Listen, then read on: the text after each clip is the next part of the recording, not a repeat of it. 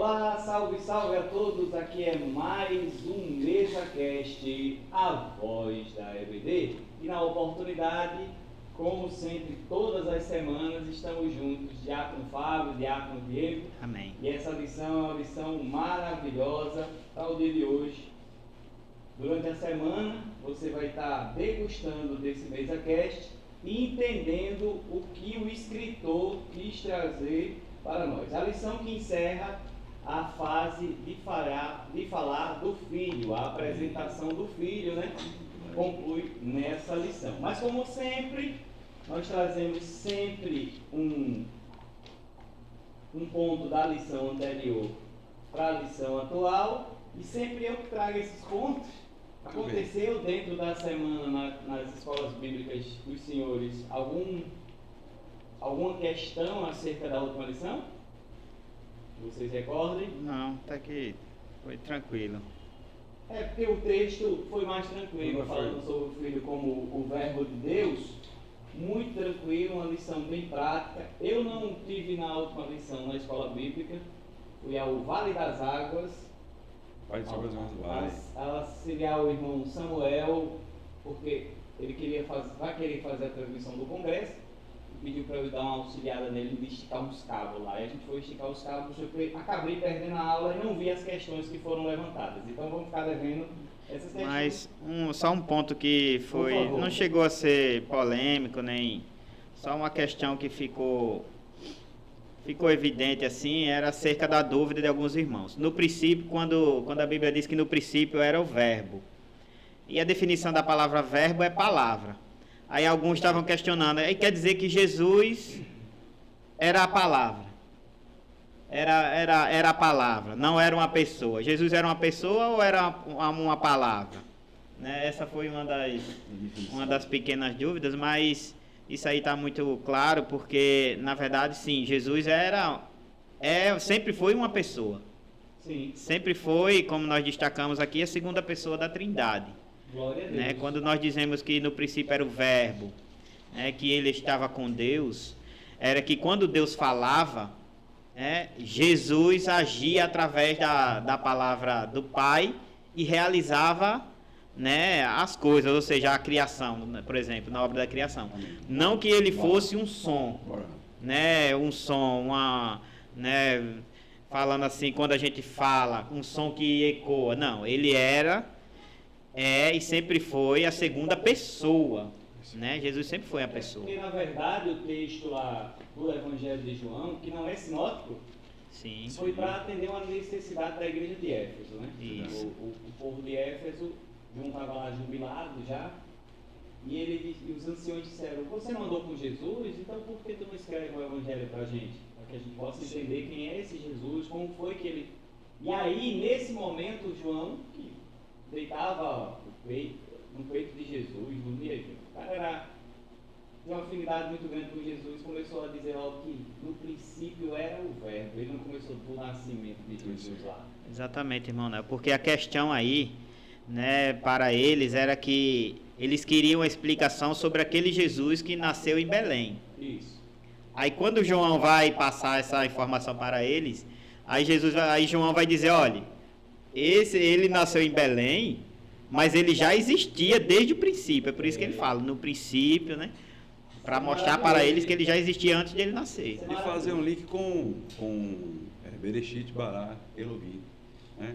No princípio, mostrando que no Elohim, as três pessoas que estavam no Elohim, Jesus era o verbo que estava junto. Então existiam três pessoas, Bereshit, Bará, no Bará, Jesus já estava lá. No princípio criar, Jesus estava na criação. Então o João ele mostra para os gregos que os gregos não tinham essa definição. Sim. Então eles precisavam entender, os irmãos de Éfeso precisavam entender, não conhecia, então eles tinham que trazer uma proximidade, então uma palavra mais próxima para outra. Aquela palavra de determinando é Jesus. Imagina o que Jesus ensinava para esses caras no momento que a Bíblia está calada. Porque foram 3 anos de ministério, 3 anos andando junto. Então Jesus sentava mais ou menos com ele e dizia assim: tá vendo isso tudo aqui antes de existir? Quando meu pai disse assim: junta aqui com a gente, haja luz. É interessante isso aí, irmão Manuel, Porque assim, isso, os evangelhos sinóticos, né, por exemplo, comprovam muito bem isso, porque quando a gente vai ver, quando os evangelhos falam da mesma passagem, tanto Mateus, Marcos ou Lucas, eles sempre acrescentam um detalhezinho diferente que o outro não achou necessário ou por acaso esqueceu de algum detalhe, que isso pode acontecer porque eles eram homens humanos. E não é telefone sem Então, Não. isso prova realmente que Jesus falou de muitas coisas que não foram escritas, por exemplo. Quantos milagres o próprio João vai destacar que... Perfeito, né? perfeito, isso que eu ia dizer. Então, se fosse fazer tudo, escrever tudo que ele fez, não ia caber. não ia caber. Olha aí, ele coloca, ainda muitas coisas que Jesus fez, e se cada uma das quais fossem escritas, aí ele dizendo, eu cuido, que nem ainda o mundo todo poderia conter os livros. Haja a biblioteca de Alexandria, haja as bibliotecas do mundo inteiro, e não ia conter. Então, assim, esses 21 capítulos de João, por exemplo, é um resumo, é um prólogo daquilo que Jesus fez. Glória a Deus. Sem mais delongas, vamos para a lição atual, que nós não temos tanto tempo para fazer. Vamos fazer o mais rápido possível. Encerra o ciclo de apresentação do filho. A lição 7 para o dia 15 de fevereiro de 2026 diz: a obra do filho. Ela traz esse tema e seu textuário é: pelo que também Deus o exaltou soberanamente e lhe deu um nome que é sobre todo nome.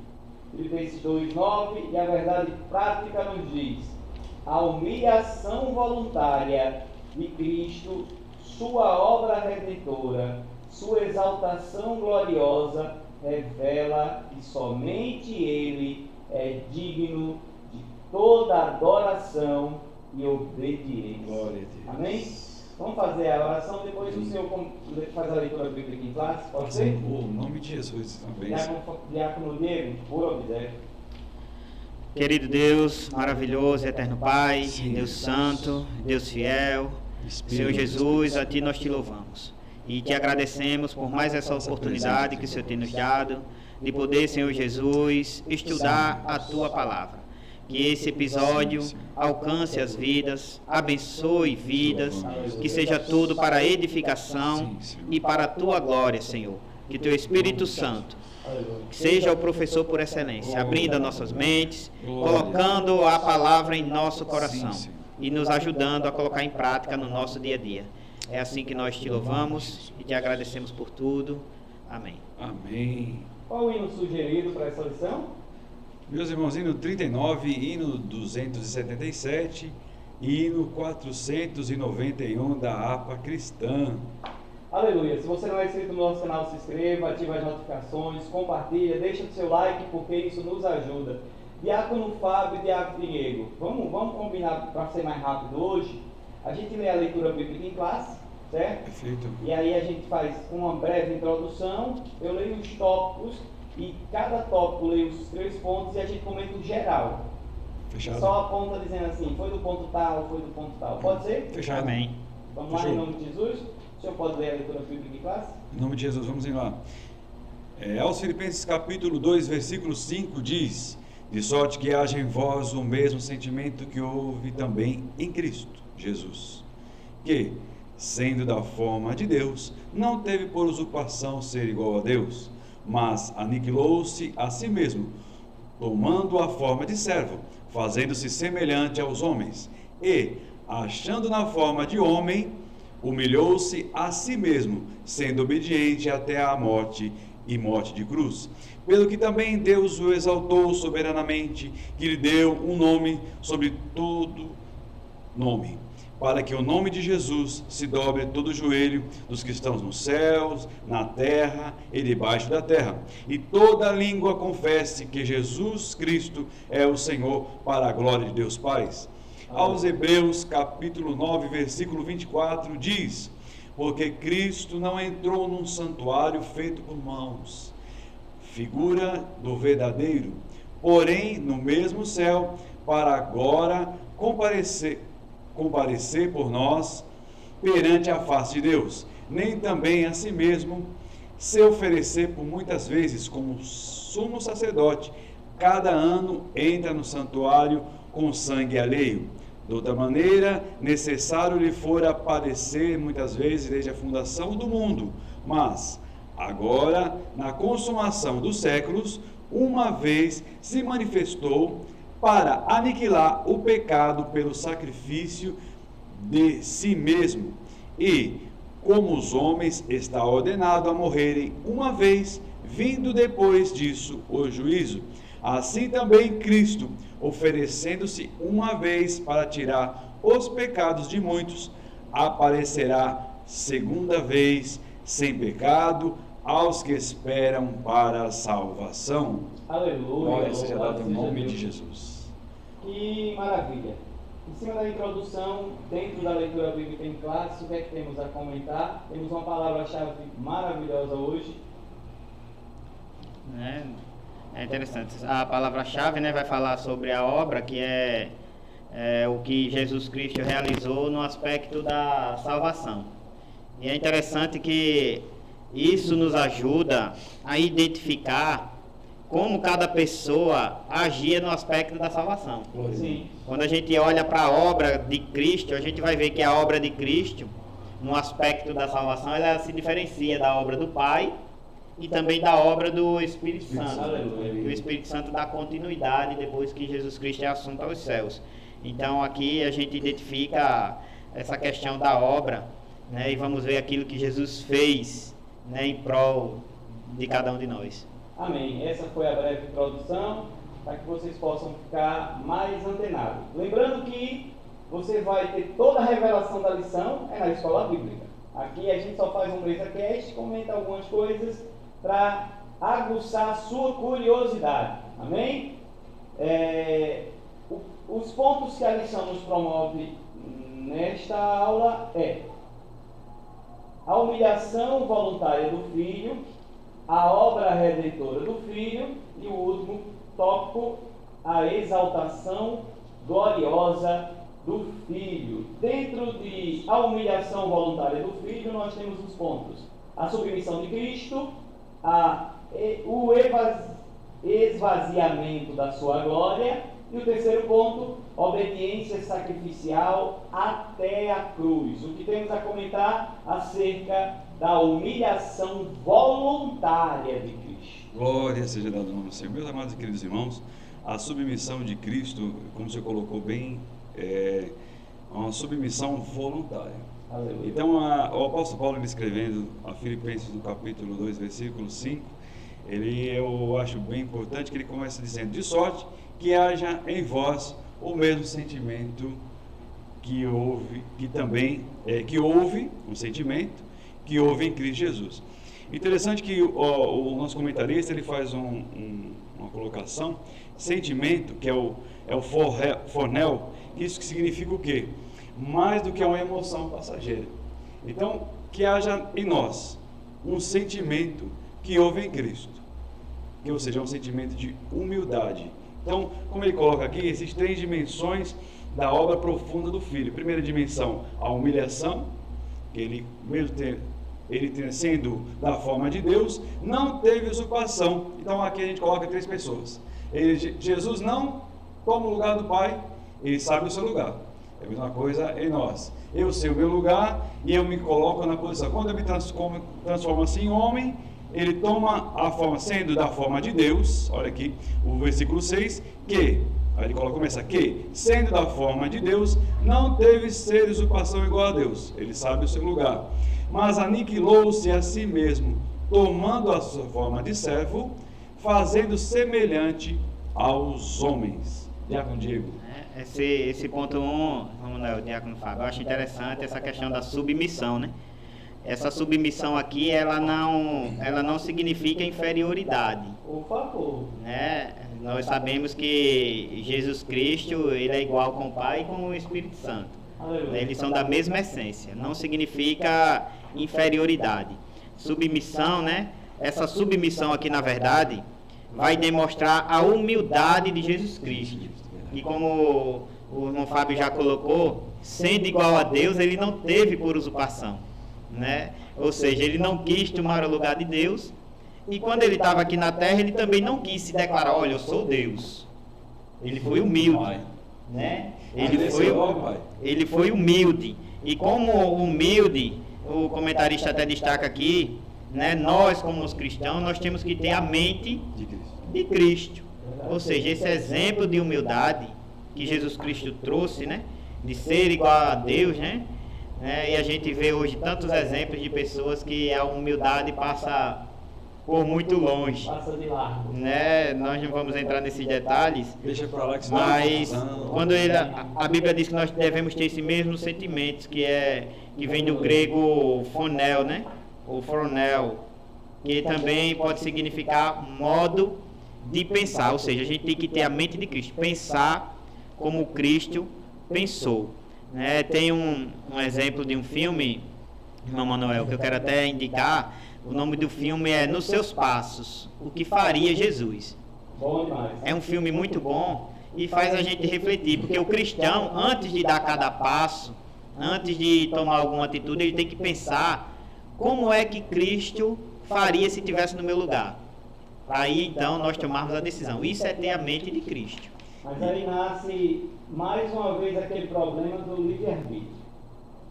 Porque Davi, quando estava indo contra os filisteus em Keila, consultou a Deus. Quando tentou permanecer em Keila, consultou a Deus se que ele ia entregar ele para Saul. Então, tá lá, consultando a Deus, o cara consulta, mas quando foi para pecar com Betseba, ele não consultou. Não consultou. É exatamente o que o apóstolo Paulo coloca em Filipenses, o sentimento. Quando nós somos dominados por nossos sentimentos, aí nós não consultamos a Deus. Pelas emoções. Pelas emoções. Quando nós somos controlados, o que acontece? Davi, quando ele tinha um sentimento voluntário, crê-me, Deus, um coração puro. Renova em mim o espírito reto. Aí é um sentimento. Por isso que o apóstolo Paulo diz, ele não coloca aqui, haja em vós uma emoção. Porque a emoção é passageira, quando nós estamos na lição passada. Então, a alegria, eu estou alegre, você fica alegre agora, hoje eu estou crente. Por isso que às vezes a gente, só trazendo essa questão de emoção e sentimento, hoje eu estou crente todo e vou obedecer a Deus. Não, Jesus obedeceu porque havia nele o sentimento de humildade. E é um fruto do Espírito. Essa questão do livre-arbítrio, irmão, é uma questão um pouco complexa, porque o próprio apóstolo Paulo, ele vai dizer, eu já não vivo mais eu, mas Cristo vive em mim. Ou seja, Paulo está dizendo aqui que as decisões que ele tomava eram baseadas na vontade de Cristo. Né? E quando nós conhecemos a vontade de Cristo para com a nossa vida, a gente baseia as nossas decisões nisso, né? Baseada nisso. Então isso é que é tomar uma decisão ou fazer algo pensando como seria se fosse Cristo que fosse fazer aquilo, como é que ele ia fazer, né? Então é muito triste porque dentro desse ponto a humilhação voluntária do filho, ele se voluntariou, ele disse assim, não, o problema é esse, eu vou descer. Eu assumo a responsabilidade. Eu deixo comigo aqui que eu vou jogar em mim. Tem um mito, irmão Manuel, que as pessoas dizem, né? Uma frase que as pessoas dizem erroneamente, que as pessoas dizem assim: os humilhados serão exaltados. A Bíblia não diz isso. 100% errôneo. A Bíblia não diz isso. O que a Bíblia diz é aquele que se humilhar a si mesmo, ou seja, eu que tenho que me humilhar, porque aqui Cristo, ele não foi humilhado por ninguém. Ele que se humilhou, ele que se dispôs, foi voluntário. Né? Então, quando eu me humilho, né, diante de Deus ou diante dos homens, Deus toma a nossa causa e nos exalta, aí sim. Desse jeito. O problema é que nós temos uma situação de dizermos que, eu sou filho de Deus, presta atenção, se você me pisar, e eu vou me humilhar, eu vou botar você no meu joelho, eu vou fazer isso. Olha só, aí nós vamos trazer agora para o texto essa situação. Talvez aqui nesse momento, no capítulo 2, aí os irmãos da igreja de Filipos, estavam se sentindo Né? Não, porque haja em vós o mesmo sentimento que houve em Cristo, ou seja, ser humilde. Jesus, ele sabia do seu propósito. Aí entra o livre-arbítrio. Eu sei o meu propósito. Eu vou descer e vou salvar a humanidade. Falando sobre essa questão de humildade, eu sempre tenho muitos irmãos que dizem assim, não, porque os humilhados serão exaltados. Vou fazer essa colocação. Humilhai-vos debaixo das potentes mãos do Senhor, e no tempo certo Ele vos exaltará. Então não é humilhação dizer, não, fica humilhadinho que eu acabava, não é isso. Debaixo das potentes mãos do Senhor, não. E o povo confunde, o povo latino, nós confundimos humildade com vestir uma roupa ruim. Não, isso não é humildade, não. Isso aí é uma besterol latino-americana. E pode levar para o lado da simplicidade, isso aí. Está mais voltado para o lado da simplicidade do que para a humildade. Não é? Eu conheço tanta gente, tipo, nosso pastor presidente é um cara muito humilde. Verdade. Muito humilde. Eu vi, assim, o senhor entrou nesse e citou, eu vi isso na quarta-feira. Muito humilde. Ele poderia. Quarta-feira, assim, eu senti isso na pele, assim, ele poderia ser a pessoa mas sim, a empatia demais transborda. O menino não tinha terminado embaixo as homenagens e ele tinha passado a oportunidade de sei, poxa, tem algum que ele desculpa, pensei que já tinha concluído. Pode continuar. Então, né? Aí eu vejo 2 ou 3 que não é nada. Como é teu nome? Meu nome é presbítero fulano de tal. Seu nome é presbítero fulano. E aceitaram colocar esse nome em você, aí fica com raiva. O seu nome é presbítero agora? Não, seu nome é diácono agora? Não é? Amém? É. Além disso, tem um ponto que fala de esvaziar da sua glória e a obediência sacrificial até a cruz. Bem rapidozinho, porque eu vou fazer a vez aqui do cabo mais apressado da face da terra. Glória! É interessante, né, irmã Fábio? Já para passar a bola para o senhor.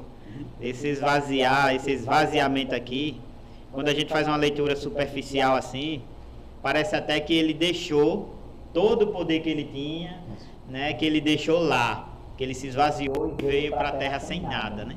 Não é isso que nós entendemos como esse esvaziou-se, né? Simplesmente ele veio com todo o poderio do Deus que ele é, mas ele preferiu deixar esse poder de lado e não usar esse poder como proveito próprio, por exemplo. No caso, o senhor fala do que chama aqui de hipátio, né? Que é o hipácio, que indica o estado contínuo e permanente, ou seja, Cristo sempre foi Deus, mesmo antes da sua encarnação. Porque às vezes tem alguém que pode trazer para a última lição, e Jesus só se tornou Deus depois que veio para a Terra? Ou depois que ressuscitou? Depois que ressuscitou? Não, ele sempre, a expressão forma de Deus, o que é o Morfê e o do Theo, aponta a existência divina compartilhada com o Pai. Não uma aparência.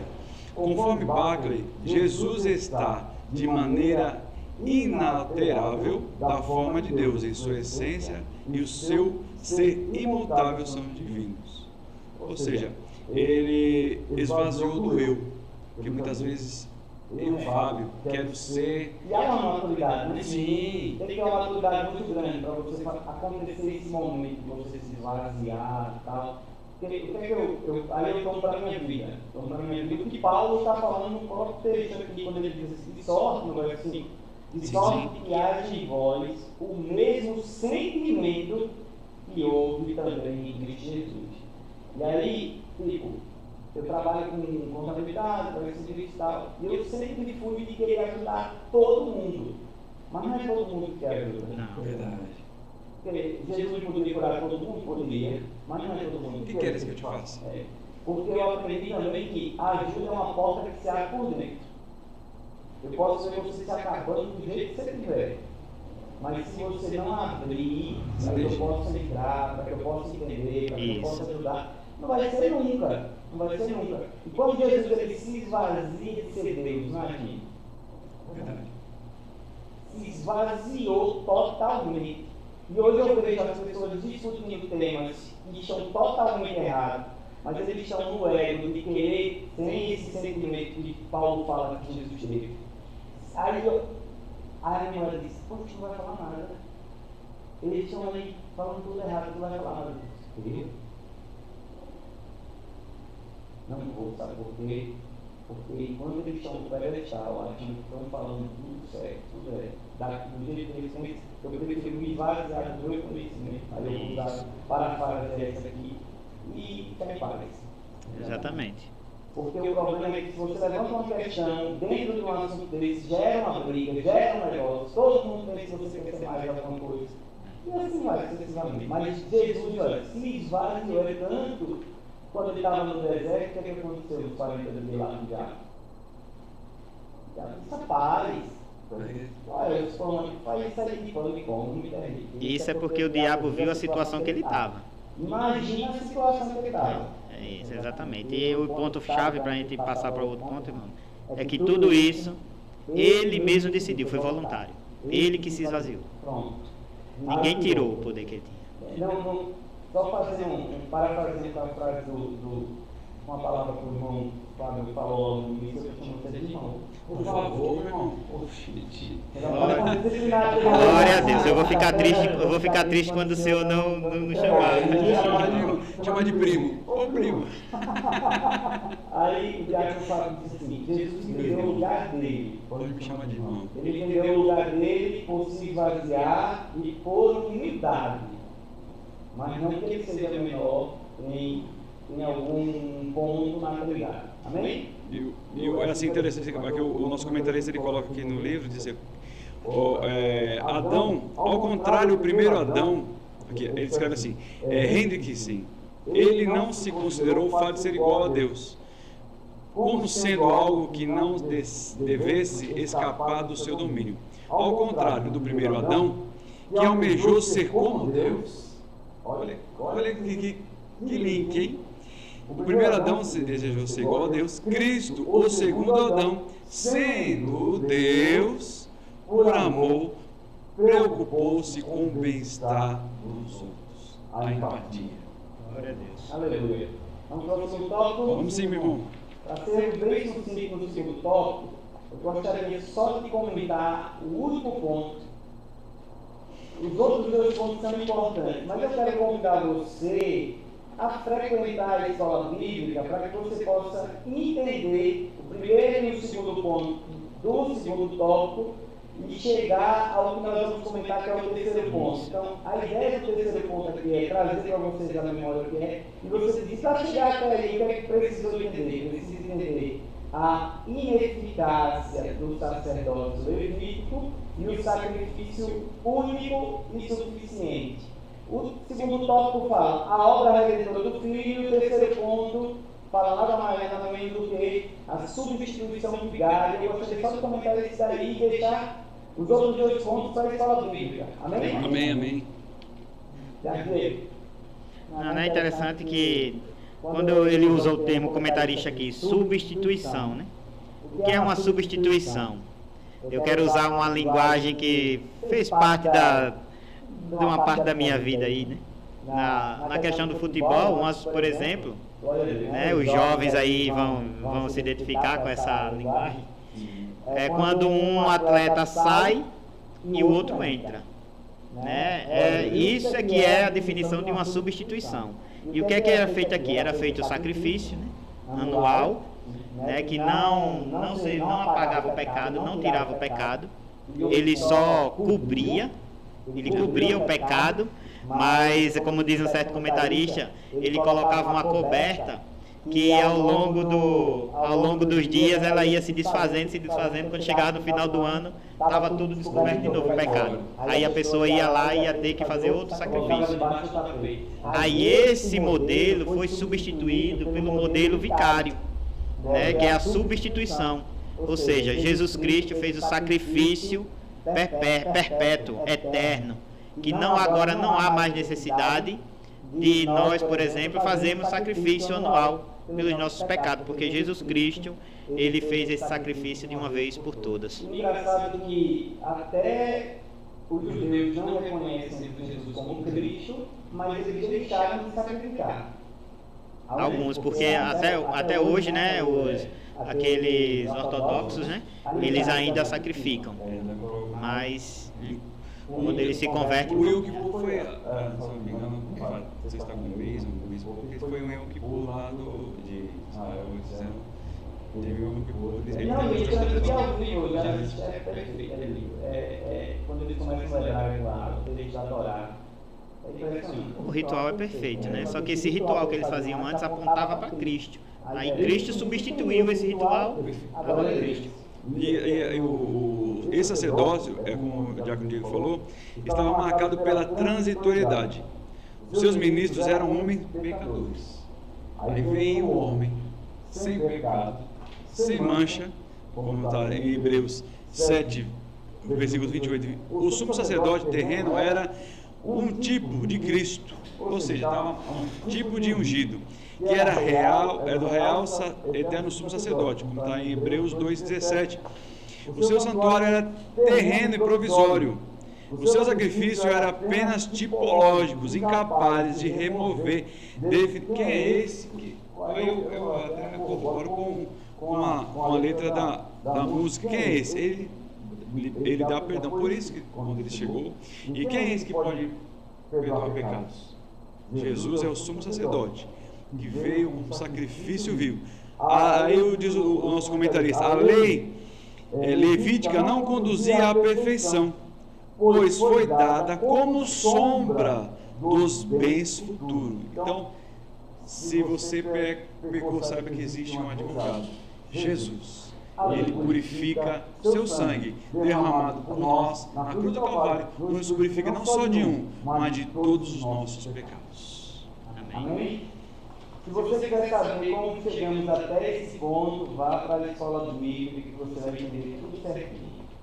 Terceiro tópico: a exaltação gloriosa do Filho, que tem 3 pontos: recebido à destra do Pai, um nome acima de todos os nomes, soberania universal e retorno triunfal. E aí vamos estar com o terceiro ponto também, que é maravilhoso esse ponto. A soberania universal, né? E retorno triunfal. Esses pontos, na verdade, sobre a exaltação do Filho, algo que o professor, né, e os alunos devem entender, é que o fato de Deus exaltar, né, não significa dizer que Cristo não era exaltado. Por exemplo, o próprio Jesus Cristo, quando ele vai orar, antes, né, ele vai dizer: Pai, me glorifica com aquela glória que tu me deste antes, né? Ou seja, Jesus está falando de algo que sempre pertenceu a ele. Deus aqui, quando Deus exalta Jesus aqui, ele não está dando algo novo, algo que ele não tinha. Na verdade, quando ele fala isso, só de parênteses, é para caber na cabeça do ser humano. Isso. Ele diz que me desce, então em algum momento ele não tinha essa glória, mas ele tem que falar desse jeito para que quem ouvisse entendesse o que ele estava falando, pelo amor de Deus. Exatamente. Até porque nós já estudamos, né, que Cristo ele é gerado do Pai, né, e o Espírito Santo procede dos dois. Então, é por isso que Cristo cita essa fala, né? E falar sobre soberania, né, que a confissão universal de Jesus Cristo é o Senhor, se dará de 2 maneiras, né, voluntária, né, porque eles creem e servem a Jesus como Salvador, e compulsória, né? Ou seja, querendo ou não, as pessoas vão reconhecer a soberania de Deus. Mesmo aqueles que não aceitam Cristo hoje ou que não aceitaram, um dia eles vão ter que olhar para ele e dizer verdadeiramente. Vão fazer igual lá na cruz, o soldado na cruz, né? Quando ele olha, vê aquele cenário tudo, que olha para Jesus e diz: verdadeiramente este é o Filho de Deus. É o que diz, né? A gente passa em tudo até o dia da morte, até o dia final. O ímpio, o incrédulo, o cara que não acredita em Deus, o ateu, nós estamos passando em tudo até o dia final. Agora, quando chegar o dia final, diante do trono, eu fico imaginando, esses ateus, esses ateus que dizem, Jesus não existe. Eu não creio em Jesus. Mas lá no grande dia, eles vão dobrar o joelho e vão ter que confessar e reconhecer que Jesus Cristo é o Filho de Deus. E o interessante é que o nosso escritor ele coloca: a exaltação de Cristo culmina não apenas em sua entronização, mas também na plena manifestação da sua soberania sobre todo o universo, no presente, no futuro escatológico. A Bíblia declara que todo joelho se dobrará, como os irmãos colocaram agora, e toda língua confessará que Jesus Cristo é o Senhor. A expressão todo joelho se dobre, da NVT, ecoa a profecia onde o próprio Deus declara toda a Escritura. Toda criatura se curvará diante dele, como está em Isaías 45:23. Ao aplicar esse texto ao Filho, Paulo ratifica a divindade e o senhorio de Cristo, a estrutura tripartida nos céus, na terra e debaixo da terra, indica o alcance universal, cósmico do domínio de Cristo. Louvado seja o nome. Então, sabe de uma coisa? Toda língua, e Jesus falou assim: se o apóstolo pode escrever, se com a boca confessares e com o seu coração creres que Jesus Cristo é o Senhor, verdadeiramente você vai ser salvo. Eles vão pôr um ponto dizendo o seguinte: sua glória será reconhecida por todos, para salvar ou para condenar. Ele voltará triunfante para buscar a sua igreja e reinar eternamente. Isso aí fala desse retorno triunfal, né? Jesus exaltado nos céus, né? Que voltará glorioso, né? Como dizem alguns. Ele veio, quando ele estava aqui na terra, ele montou em um jumento, mas quando ele vier com a sua glória, virá num cavalo branco, grande cavalo branco. Por aí a gente vai tendo a ideia, né? Dessa exaltação, desse glorioso, né? João, quando vê ele lá, vê ele com os olhos, era como chama de fogo. Olha que coisa maravilhosa, o Cristo exaltado. Enquanto que aqui na terra as pessoas olhavam para ele e não davam nada, né? Olhavam para o sofrimento de Cristo, por exemplo, na cruz, né? Onde ele era humilhado, xingado, mas essas mesmas pessoas vão olhar para ele e vão ficar, eu acredito que vão ficar sem palavras. Porque... Gostaria de compartilhar um texto de João, o Evangelho de João, capítulo 1, verso 29, quando João Batista declara quem é ele. João Batista diz assim, o texto diz: no dia seguinte, João viu a Jesus que vinha para ele e disse: eis o Cordeiro de Deus, que tira o pecado do mundo. Este é aquele do qual eu disse: após mim vem um homem que foi antes de mim. Olha para isso. Porque já era primeiro do que eu. Eu não o conhecia, mas para que ele fosse manifesto a Israel, vim eu, por isso, batizando com água. E João testificou, dizendo: eu vi o Espírito descer do céu como uma pomba e repousou sobre ele. E eu não o conhecia, mas o que me mandou a batizar com água, esse me disse: sobre aquele que vires descer o Espírito e sobre ele repousar, esse é o que batiza com o Espírito Santo. E eu vi e tenho testificado que este é o Filho de Deus. Glória a Deus. Glória a Deus. Glória seja dada em nome de Deus. Então, os discípulos, né, irmão Fábio, puderam desfrutar um pouco dessa... Glória a Deus. Dessa soberania, né? Dessa forma de que Jesus foi exaltado na transfiguração, né? Sim. Quando eles veem Jesus transfigurado, eles têm esse pequeno vislumbre ali. Mas nada disso se compara a quando Jesus raiar nas nuvens, quando ele vier glorioso, vitorioso. Cordeiro leão O cordeiro agora vem como um leão, o leão da tribo de Judá. Glória a Deus. Né? E ele não vem mais, né, como um servo. Agora, quando Jesus vier, ele vem como juiz. Aleluia. Isso Glória a tudo, Deus. isso tudo testifica dessa soberania universal e retorno triunfal. Isso é maravilhoso. Glória a Deus. Conclusão. Vamos sim. Meus amados e queridos irmãos, a obra do Filho foi completa. Ela é completa, me perdoe, ela é completa. Suficiente e gloriosa. Ou seja, não é necessário mais ir a nenhuma cidade para oferecer sacrifício, não é mais derramamento de sangue, não é mais necessário fazer nada.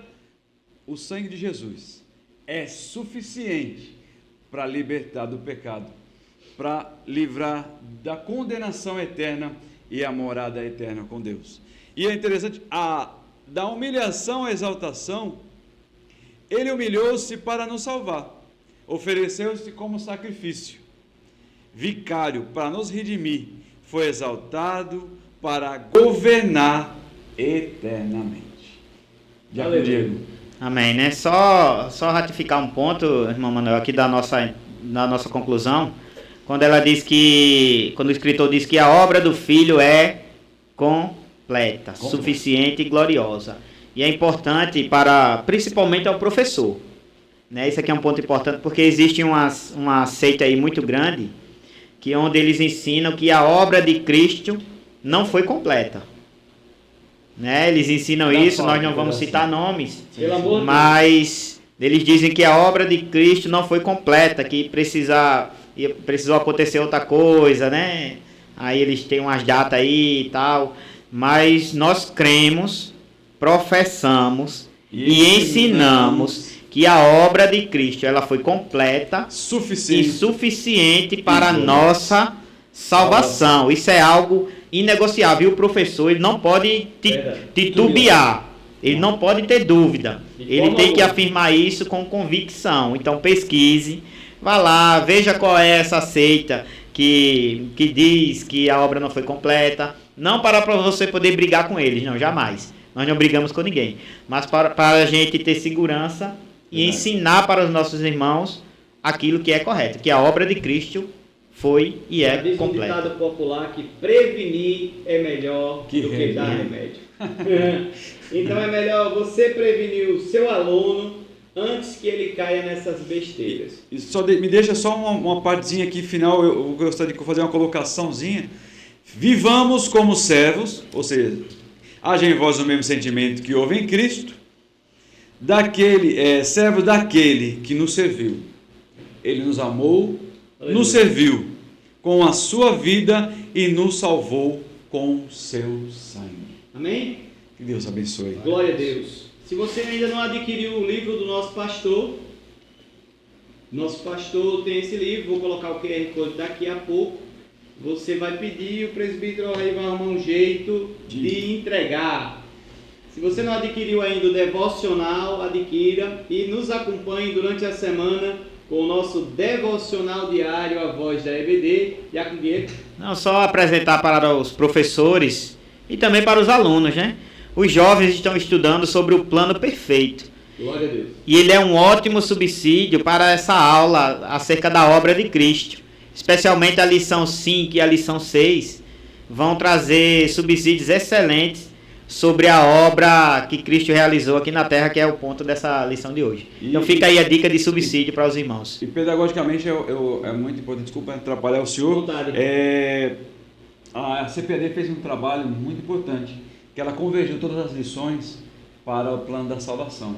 Sim. Então, falando, a Trindade trata sobre a salvação, os jovens falam sobre a salvação, os adolescentes, os juniores, todos nós analisamos. Então, queremos agradecer a CPAD por nós, na própria sala, a EBD, a Escola Dominical, estamos falando diretamente sobre o mesmo assunto. Isso nos ajuda, né, irmão Manuel? Sim. Por exemplo, quando o professor ou superintendente vai fazer a leitura bíblica em classe, ou a conclusão, conecta, de alguma maneira as lições, todos estão conectados, ninguém fica perdido ali, né? Então isso é maravilhoso. E teve algum momento, só desculpa, mais um segundo, 10, 20 segundos, houve um momento que um falava de um assunto, o outro vinha falar de outro, quando chegava, aí a lição de... Não, hoje todos nós falando, no currículo, falando uma mesma linguagem, todos apresentam e quando chega no final do encerramento, todos nós estamos falando do mesmo sentido.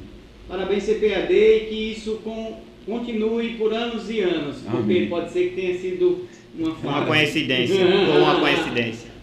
A nossa declaração de fé também, para que você possa adquirir uma ótima leitura acerca da declaração de fé. Vou botar essa câmera aqui, fica mais fácil de enxergá-la.